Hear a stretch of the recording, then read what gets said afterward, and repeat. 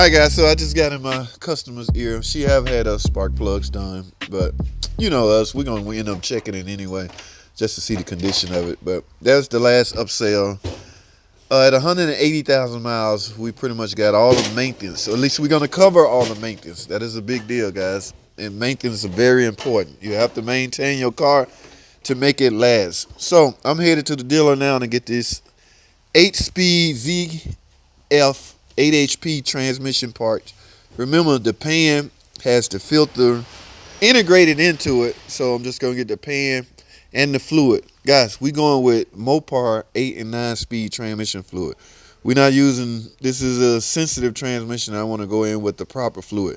Yes, sure, Valvoline would work, but we don't, if we have access to the OEM fluid, we're gonna use it. And yes, I make sure my customer know that too. We putting the best in her car.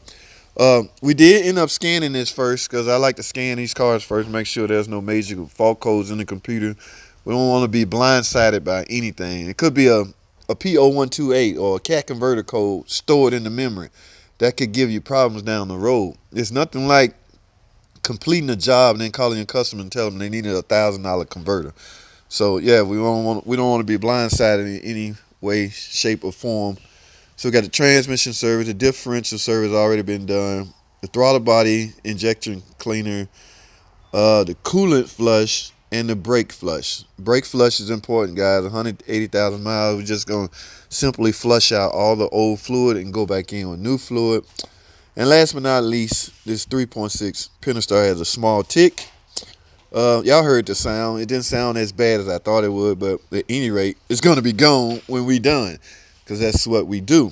All right. 180,000 miles. If this is the first time it's ticking, I want to say she did good. Okay. Is it inevitable? No, it's not that it's going to happen. A lot of people think it's going to happen regardless of what you do. Okay, I beg to differ. If you maintain your car and change your oil when you're supposed to, there is a chance that you might not ever get the Pentastar tick. So keep that in mind as you go on your car owner journey, maintaining your car. Oil changes are crucial. Y'all see what oil this take, 520.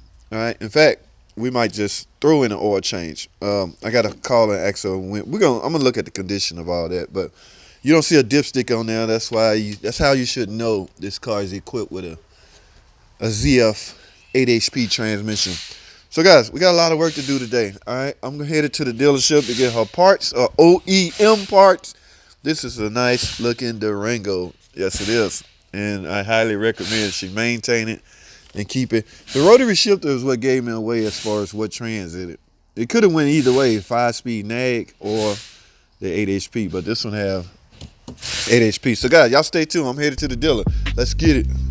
Alrighty guys, I'm back. Yes, online mechanic tips.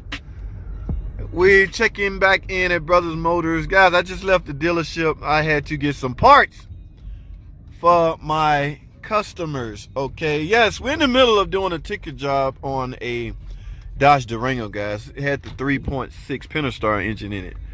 Now, in the process of checking her car over, even she mentioned, look it over and find out what else it needs. That's when we came to realize there were some maintenance that was indeed needed, guys. So, one, for instance, I'm speaking about is the transmission, the brake fluid, the brake flush, the coolant flush, a couple of maintenance jobs. I'm about to go over with y'all here in a second. I went and got some parts so we can finish this thing off. I left my buddy here so he can finish doing the mechanical part of the job. Sometimes I act as a parts guy, guys. So hold tight. I'm gonna go over this maintenance that we're about to do to this vehicle here in a second. Stay tuned. Don't go anywhere. I'll be right back. Alrighty guys, I'm back in the shop. Let's see where we at. Alright, he have the valve covers off. I could easily simply just ask him which one failed, but let's go through the motion, guys. This is bank 1 right here.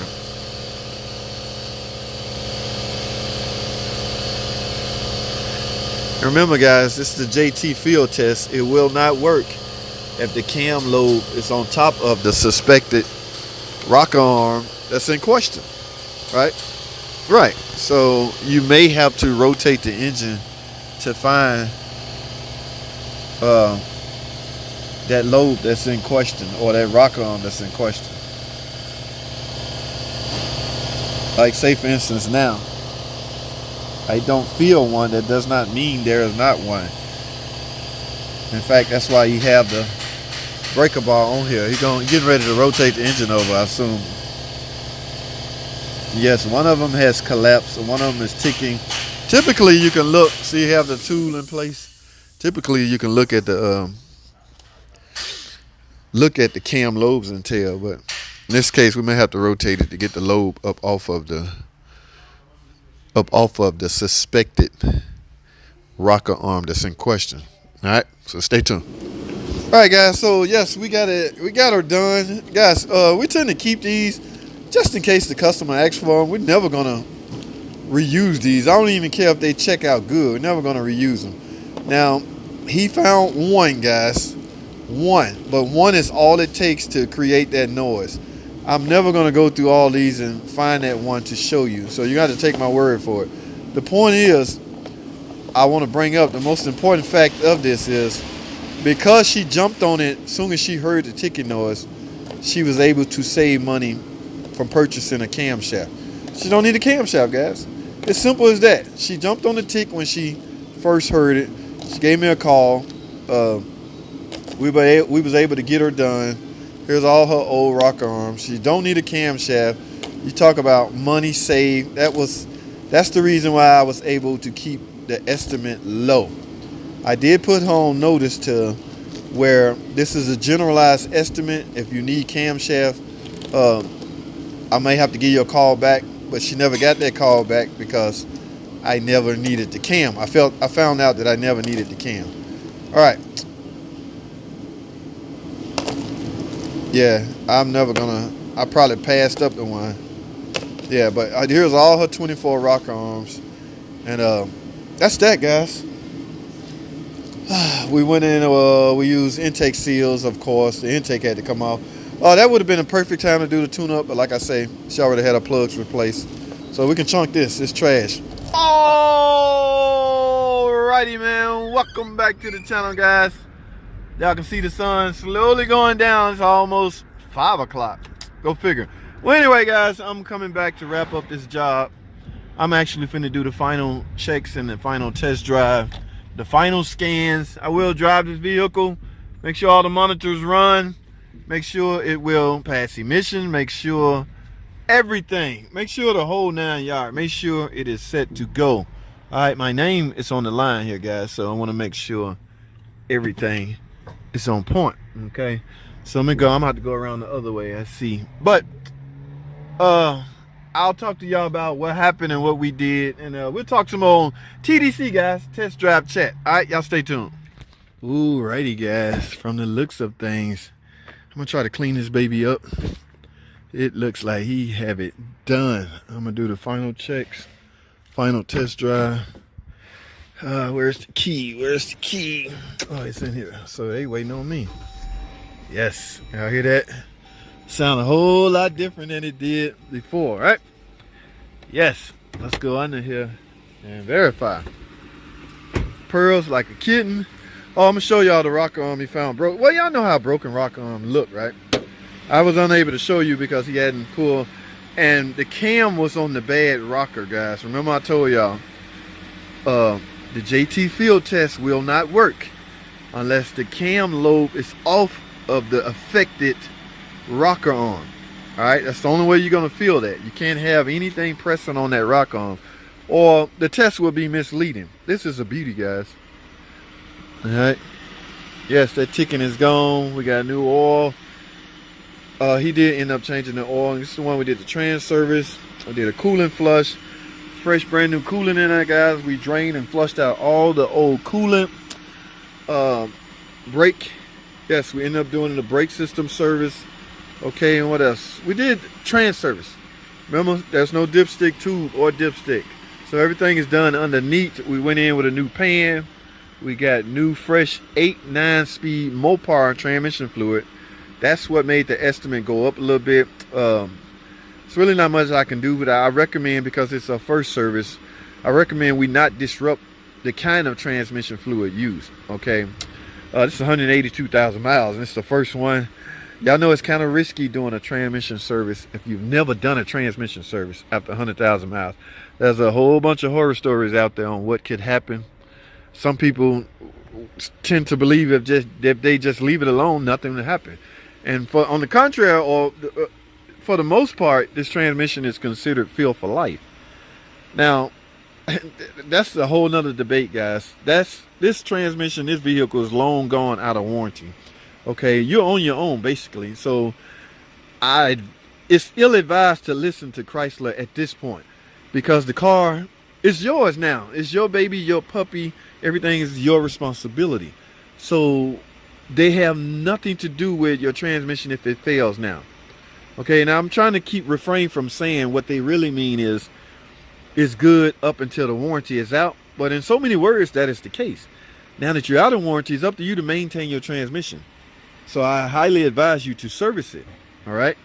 They have a problem, and they had a problem with people installing the incorrect fluid, and that was ruining a lot of transmissions. So to avoid that, they teamed up with the ZF Corporation and got a transmission design that will last at least till your warranty is out. Guys, this transmission, it's not a high failure rate. I'm there at the dealer. I hardly ever repair these. That's not many repairs you can do to them. So we essentially end up replacing them, but that's not going on as much as did the 62 TE or the NAG 1 transmission. So let me go on a test drive on this thing, guys. We'll talk some more later. All right, stay tuned. Alrighty. Yes, let's do just that. Rotary shifter. Remember I told you about this rotary shifter? There has to be a shift override in place. There's no way around it. If you lose battery voltage, you still have to have a way to put your car in neutral. All right, let me back and inform my partner that I'm about to go on a test drive. He's in here doing this Audi, and we still got that transmission or that motor engine to put in that 300. All right, so he'll get the hint. He see me going. All right, guys, let's get it. Test drive, chat, TDC. Oh, this was a 3.6 Pentastar. Alrighty. Yes, the dreaded ticker, guys. FCA have that problem out of some of their Hemis and some of their Pentastar. Now, guys, pay close attention to, y'all see that mileage? 181. Okay, this car did well. All right, now I'm not saying you're still supposed to tick. All right, that's not what I'm saying. I'm just saying there's a known issue with the problem, or with this engine, and I fairly think this, because this repair showed up late in the game, it was because of the car being well maintained. And what I mean by that is she got her oil changes on time. She used the correct oil. Okay, that matters, guys. And she's staying up on top of her maintenance. So all in general, the vehicle is in good shape. All right, so wow, this feels like a Hemi. All right, guys, I'm not a big fan of filming while I drive, but I have my headgear on, so it may be okay. What do y'all want to talk about? Test drive chat. What am I looking for? We just had the engine apart. Okay, we lost some coolant, guys. Remember what I told y'all? Yes, JT, put your seatbelt on. Remember what I told you? When you lose coolant, you created some form of an air pocket. Okay. Now, by doing that, I'm almost certain the engine was properly bled. Okay, he bleed the system. Well, we did a whole coolant flush. So we totally disrupted the coolant system. Now, what am I looking for on the test drive? Remember what I told y'all, guys, turn the heat on, let the coolant circulate, right? Yes, let the coolant circulate.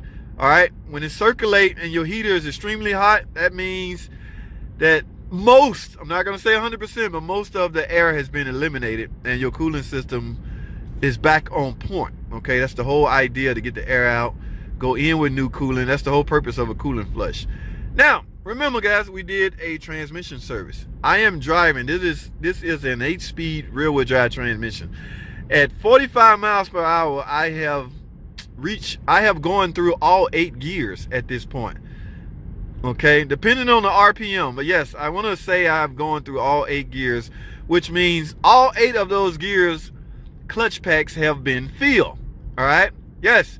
The weird way or the funny way with doing a service on these guys, you want to go in as you filling it up. You want to leave the car in the air and go through all the gears while you're in the air. It's I'm gonna direct you to a video right here to watch. Let me explain that a little in depth on that video. But the goal is to make sure the fluid go through all the gears so the transmission will be properly filled. All right, because unless you measured how much came out, technically you don't know how much go in. That's all under the assumption there was no leak. If there was a leak, all bets are off. You need to go through the proper fill procedure, and there is a proper fill procedure. Okay, but if you're fortunate enough to measure how much fluid come out, somebody brought this to my attention on one of the videos. If you're doing an 8-speed service transmission, you know you're gonna get a pan, right? Knowing that, and knowing the pan is obsolete at that point, you're no longer gonna use it. He had the bright idea to why not just drill a hole in the pan and let the fluid drain out into an approved container. Guys, that is a good idea. The goal behind that is you're measuring how much come out. So knowing that, you know to go in with that same amount. Now you're gonna have residual, so you know to add a little bit more. And it's all a matter of filling it up until it come out of the fill hole anyway. So from a base standpoint, you got a starting lineup. You got a starting point by going in with the amount that came out. From there, you drive it, or not even drive it, let it run through the gears in the air, and then you top it off from there. At least you'll know you went in with the base amount that came out. Okay. All right, guys. This thing feel good. I'm gonna go through my scan procedure, make sure all the monitors ran. I'm not sure they set up for emissions right now, but it doesn't matter.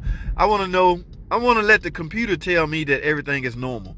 All right, and that's what I'm going to accomplish by scanning it at this point. All right, so I need my phone to do that, guys. So y'all hold tight. I will be right back with my final thoughts. Hold tight.